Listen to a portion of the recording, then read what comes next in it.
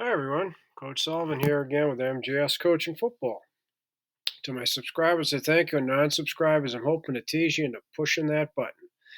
This past fall was my 38th year coaching football, and I was a defensive coordinator. But over that time, I've also been an offensive coordinator, special teams coordinator, longtime head coach, and all of this at both the collegiate and high school levels.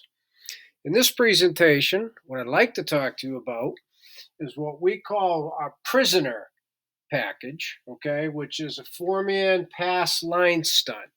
And this will be the introduction to the prisoner concept that involves four of our defenders rushing the passer, okay?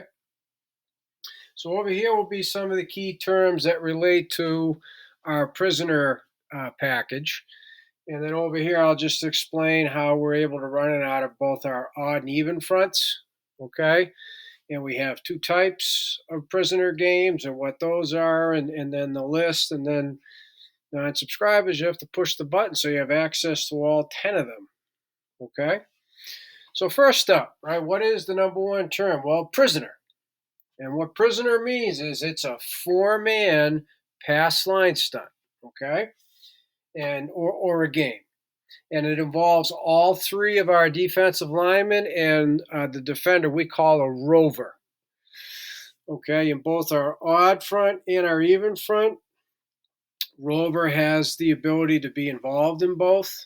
Okay, and so Rover's a different type, body type. He's a little bit bigger kid, but he's athletic, or he wouldn't be playing outside linebacker. So it makes him somewhat ideal to be rushing the passer, especially when you have mismatches, speed wise and athleticism. So then, number two, we have two types of games in our prisoner package. First one is tried and true penetrator looper. Okay, we have a penetrator and we have a looper. And in some of these, we have one on each side. Okay, remember, it's four defenders getting after the quarterback here. Okay, and so because it's penetrator looper, that means it's going to involve our butt side rule. Non-subscribers, you'll have to push that button. Okay, the other kind of prisoner game is just simply what we call situational, right? Obvious pass, third and 14, and they can throw the football. They can protect, right? They can get the ball downfield. They have some go-to guys, right? Obvious pass.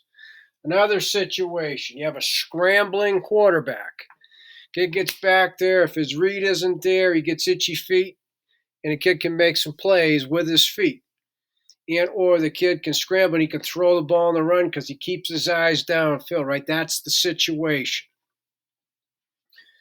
2 minutes, right? 2 minute situation.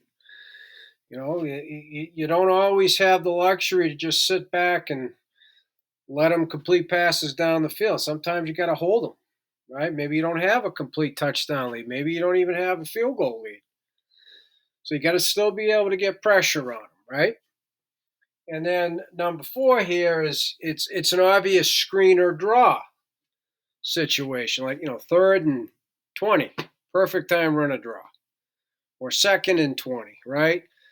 First and 15, they run a wide receiver screen. So you can do all those things with your film study, right? When you develop tendencies of your opponents. Okay? So those are the two types of games within our prisoner package. So then number three is, well, why prisoner games, right? Why even have these? Why take an outside linebacker and involve him in rushing the quarterback? Well, first reason that we use is it can increase pressure without blitzing. A second and third level defender, without blitzing one of them, we could still get additional pressure. Okay, and it's up to the offense to figure that out. It's always up to the offense versus the 3-4 to try and figure out who that fourth rusher is. Okay? Second reason is it allows us to play base coverage. Okay, even though we're now rushing four, we can still play base coverage. Remember, the reasons we play this, it's obvious pass. right? Takes a little bit of the pressure off your inside linebackers, as an example.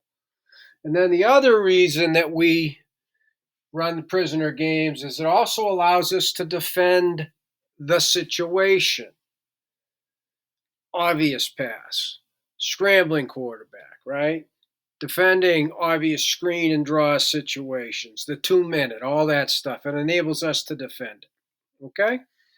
So then over here, I don't have all of our fronts, but our odd front package, right? When you have the center covered, our even front package, we still cover the center, but the rover's involved in the front. So yes, there's a tight end in this one. There is not over here, and yet the rover's a part of the front. That's how we do it. Okay, and so all of these can be run out of our odd and our even fronts. That's the message. Okay, so our prisoner games, our penetrator and loopers are over here. We have spider, mixer, W, sword, and stab. There'll be a presentation for each one of these. Situational prisoner games. We have hands, vice, vice hands, so we combine the two. We have mirror vice and mirror hands. And there's a separate presentation for each one of those. So after this, within the prisoner game playlist on the whiteboard, there'll be 10 individual presentations. So if this is appealing to you, please watch it. And non-subscribers, I'm really hoping you want to push that button now. So as I said at the beginning, my subscribers say thank you. Non-subscribers, I'm really hoping, right? To everybody, please reach out to me at coachmjsullivan@gmail.com. Love to hear from you. I want to thank you for watching MJS Coaching Football, and I want to thank YouTube for providing this platform.